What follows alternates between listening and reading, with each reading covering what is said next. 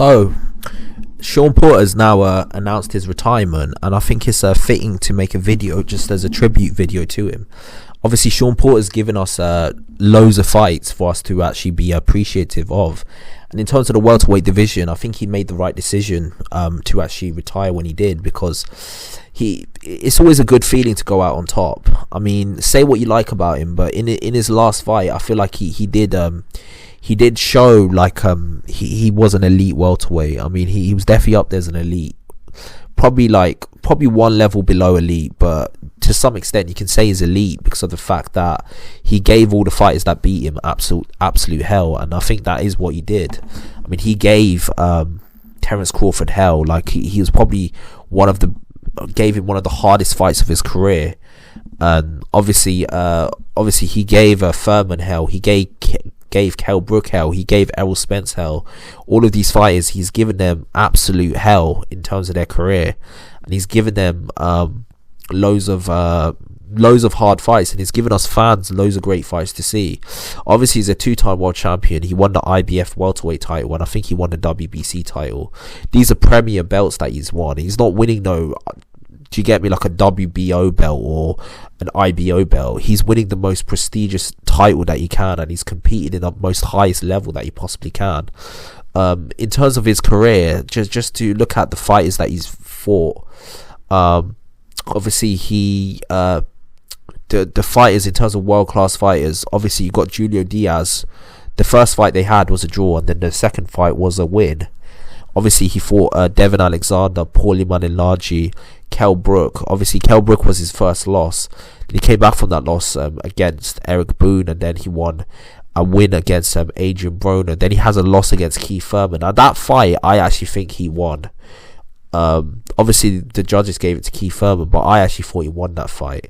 Then he has a win against Andre Berto. Then he beat Adrian Granados. Then he beat Danny Garcia.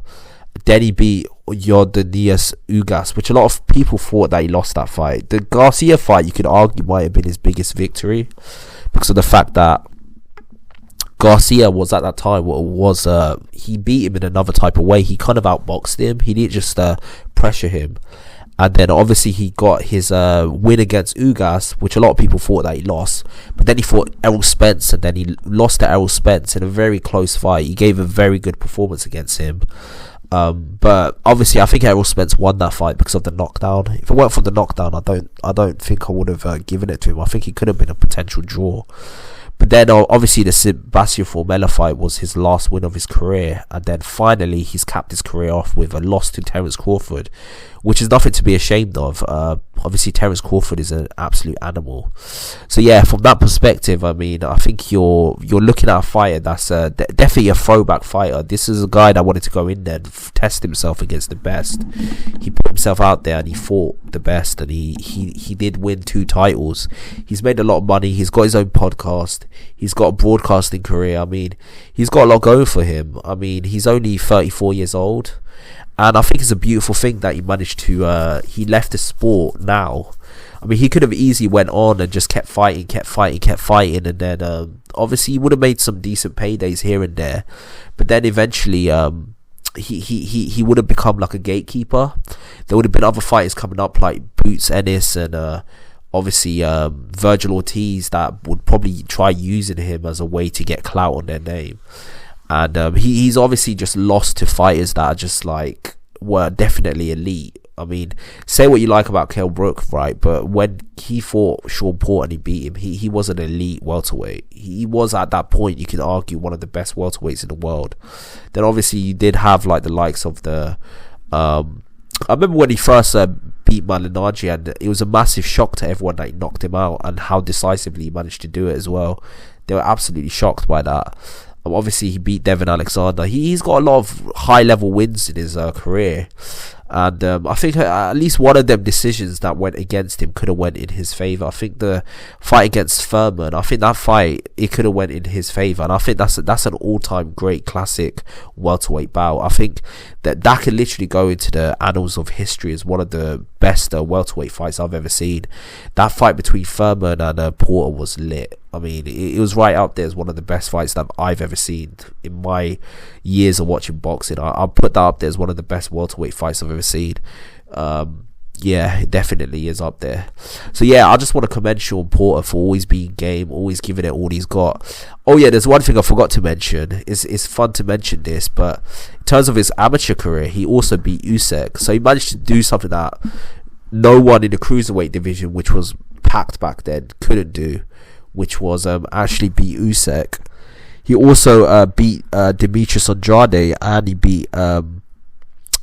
beats Danny Jacobs as well. So think about that. In terms of his amateur career, he beat Usyk, he beat Danny Jacobs, and he beat Demetrius Andrade. I mean, come on, that's what you call like a, regardless of it being in his amateur career or his professional career, he's always competed at the highest level. Always compete at the highest level. And even though it's a bit like George Groves' situation, after he lost to Callum Smith, he decided to call it a day. It's always great to see a fighter that competed at the highest level go out on top, in a sense. So his loss when he left the sport at the highest level. He didn't fight lesser opponents and get knocked out, and literally put himself in a position where he's been knocked out several times. And do you get me? Like, he's been beat several times by fighters that wouldn't be able to carry his jockstrap when he was in his prime. He lost, but he went out on top. He fought at the highest level, and he lost in a title fight against arguably the top pound for pound fighter on the planet in Terence Crawford. So, and he's also given him one of the hardest fights of his career. So from that perspective, I want to commend Shawn Porter, and I'm definitely going to rewatch some of his fights back. I mean, his fight against Thurman is probably one of my, I already mentioned it's one of my favourite fights, so I'm probably going to watch that fight soon, just as a recognition to Porter. So yeah, Porter, I hope you have a great retirement, and I hope you have a great broadcast career, and I hope to hear about you soon, and we can hopefully get something going in terms of just watching your podcast and watching you do your thing in terms of the PBC. Peace out, everyone.